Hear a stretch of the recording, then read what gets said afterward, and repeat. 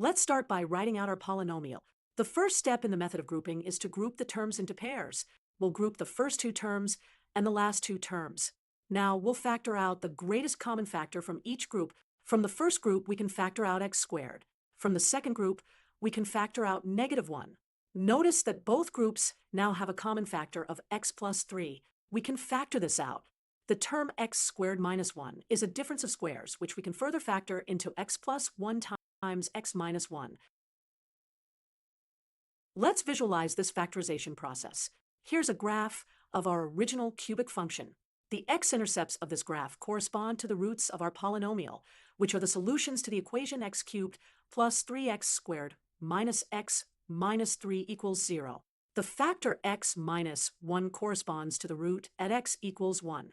The factor x plus 1 corresponds to the root at x equals -1.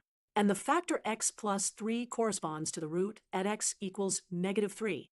To summarize, we've factored the cubic polynomial x cubed plus 3x squared minus x minus 3 into the product of three linear factors x minus 1, x plus 1, and x plus 3. This factorization allows us to easily identify the roots of the polynomial, which are the x-intercepts of its graph.